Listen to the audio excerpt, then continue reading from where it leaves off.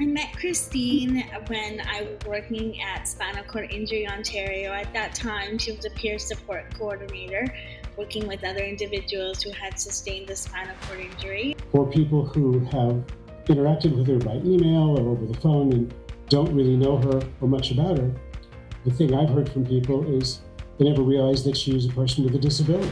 And that's a silly thing to say because it shouldn't make a difference. It's funny thinking back on the time after my spinal injury.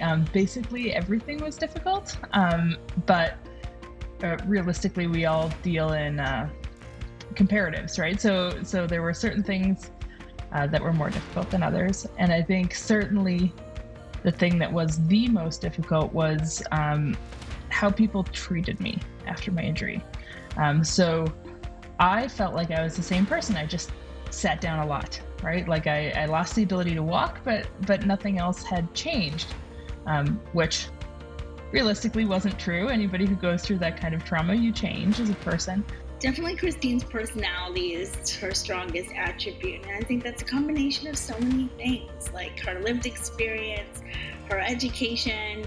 She's so charming and personable. She's so accepting of others. And that to me is her strongest attribute. I think her positive attitude is the first thing you encounter, and her smile. Right? It's hard to find her without a smile on her face. She has an extremely positive attitude, looking for ways how things can be done, as opposed to why they can't. After my injury, I found sport in general because I was looking for that community. I was looking for other people with disabilities that I could learn from, learn, everyday, ordinary things like tips and tricks for getting dressed, but also just people that I could be myself around, really kind of unabashedly be all that Christine is as a person with a disability. And so I found the community of people with disabilities through the parasport world. And I kept saying yes to trying out new sports until I came across canoeing and kayaking. And I really found a specific kind of peace and freedom in being in a boat, paddling on the water.